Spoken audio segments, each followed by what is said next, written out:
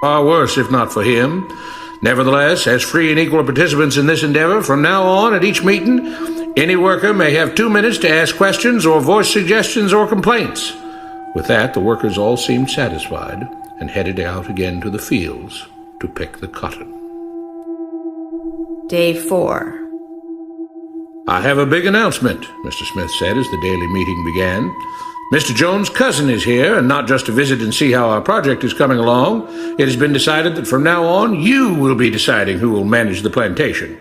Of course, this job can't be done by just anyone, but every 3 months we will have a special meeting at which all the workers will vote on whether we think Mr. Jones should run the plantation or whether we think his cousin, Mr. Johnson, should run the plantation.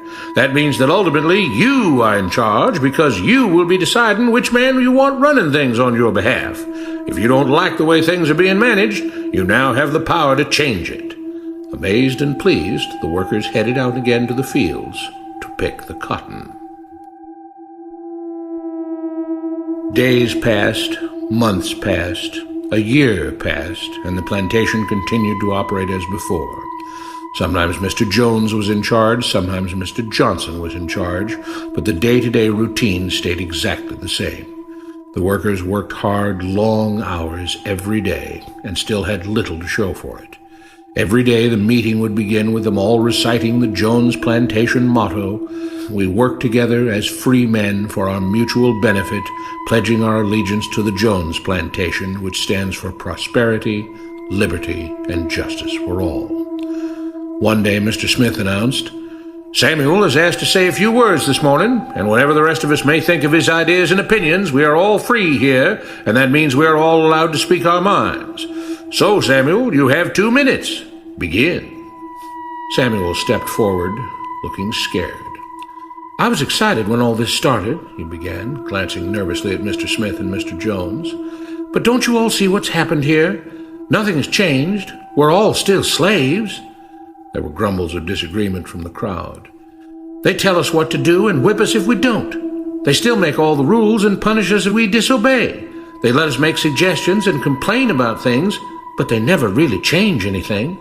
They let us choose between Mr. Jones and Mr. Johnson, but what's the difference? The situation stays the same. We do all of the work and they take as much as they want and decide how much they'll let us keep. They live in luxury, made rich by the cotton we pick.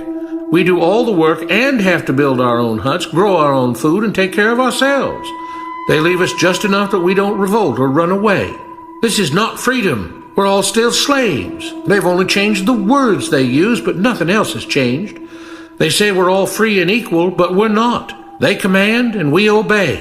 That's not freedom. That's not equality. They say we're free to leave, but all that means is that we're free to be someone else's slave. Why should we work or obey the rules? We didn't agree to this. They made the system. They forced it on us. They control and rob us and call it freedom. They've deceived you into thinking that being able to choose which slave master you'll work for is the same as being free. It's not. Open your eyes.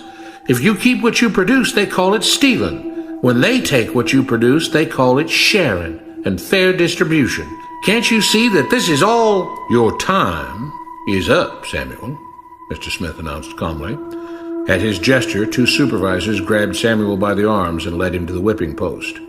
"I'm sorry, Samuel, but you've broken the rules. There are rules against encouraging others not to work and encouraging others to break the rules. You're only hurting all of us with your discontentment and your complaining and your disobedience." The whip fell and Samuel let out a grunt. "Without rules, without order, all would be lost. Without law, there would be chaos. We can't just behave as wild animals, each doing whatever he pleases.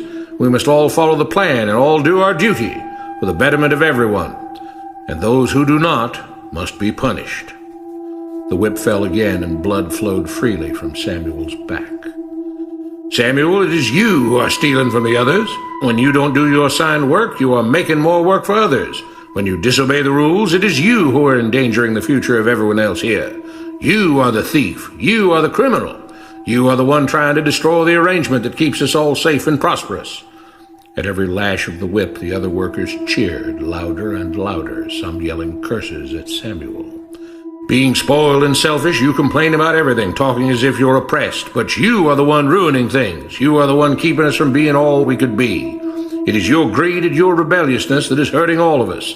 They all play by the rules, Mr. Smith said, gesturing at the others. What makes you think that you don't have to? You think you're above the law? There were loud yells of agreement as the whip fell again. We must maintain order, Mr. Smith proclaimed, to make this plantation great, to make it so that we can all be happy and prosperous. To have the society we want, there have to be rules. We all have to contribute our fair share to this great endeavor, and we cannot tolerate actions and attitudes that seek to undermine the amazing things that together as free men we have achieved and will continue to achieve. Mr. Jones was smiling as he gave Mr. Smith a pat on the back. The crowd was cheering so loudly that none of them had noticed that Samuel had died. What you have been taught about government and politics is no more accurate or reasonable